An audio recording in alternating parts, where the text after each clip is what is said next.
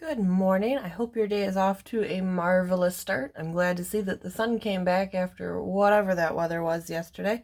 I hope you all had a great Mother's Day and that you gave some extra love to all the special ladies in your life. If you forgot yesterday, do it today. It's never too late to tell them you love them.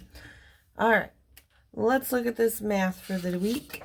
Remember, if it's green, it's what I'm expecting at the end of the week for assignments turned into your homeroom teacher. So you've got the problem from today and today's story problem answer.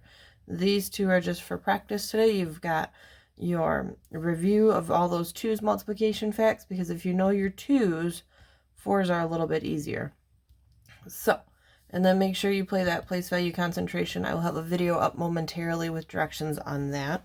And your story problem for the week should start with Unit 2, Day 6, and count up from there. Okay, let's take a minute and look right here, though. It says, solve each problem using a standard algorithm. And that's really just a basic way of saying a method of solving math that's accepted by most people, with steps and directions and an order to it. For most of you with multiplication, that means the traditional method. For some of you, that means partial products. A handful of you use the other two methods.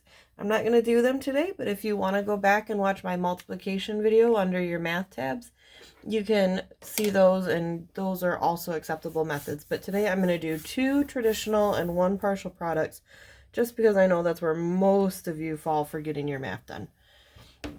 So this first one, I'm going to do traditional method. I've got 751 times 92. I'm going to do these in different colors just so you guys can see. Some people still have a hard time keeping track of their math.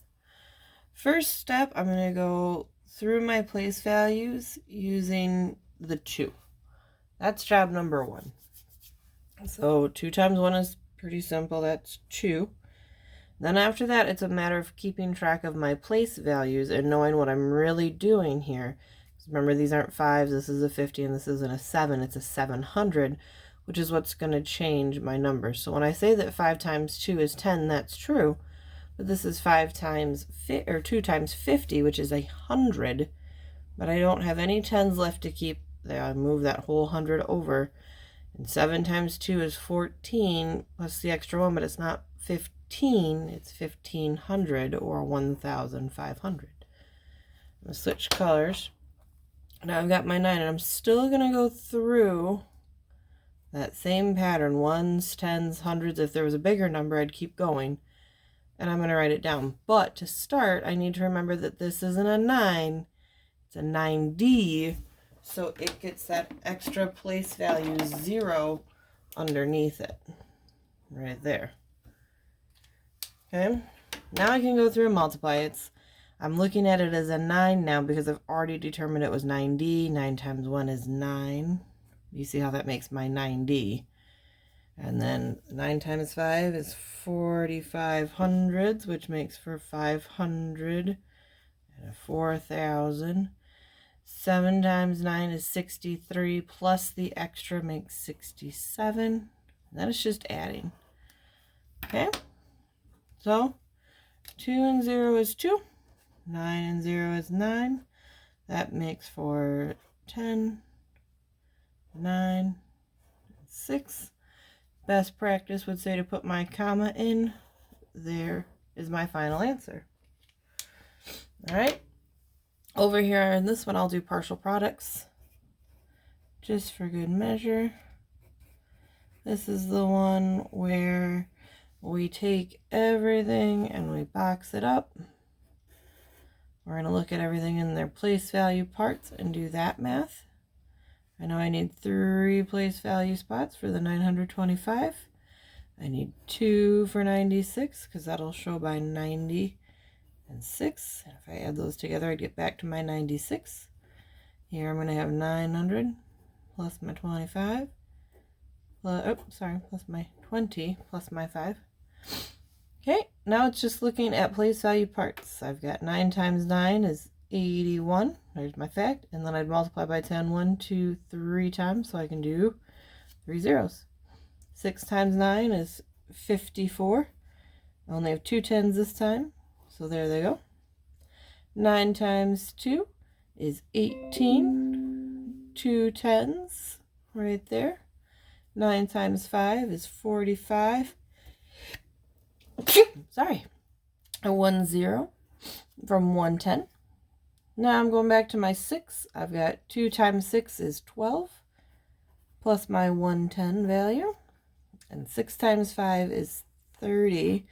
No zeros to add on. The reason I have a 0 is because 6 times 5 came out to a perfect 10. Alright, now you can do this a few ways. You could add up all your rows and put those together. You could do your columns and put those together.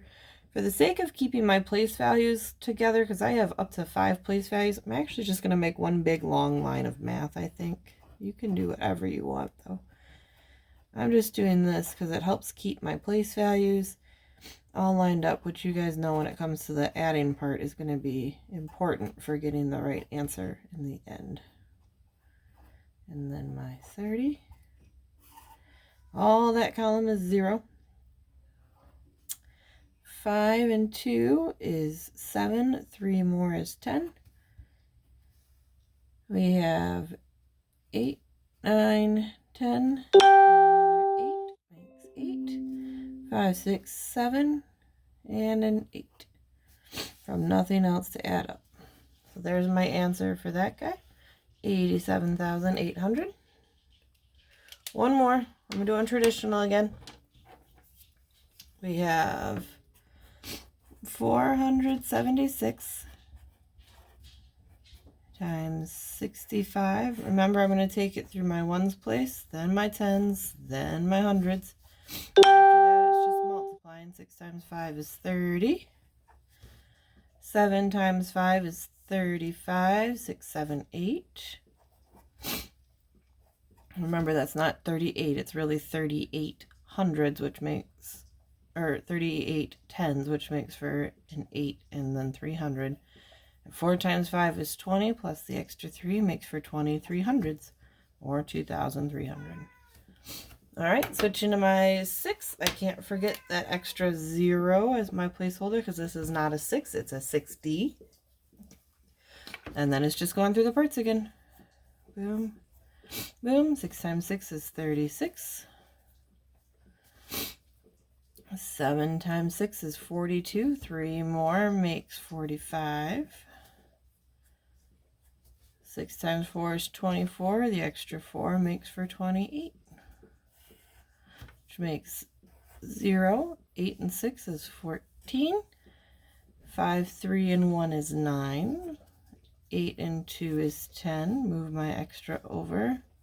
30. Boom.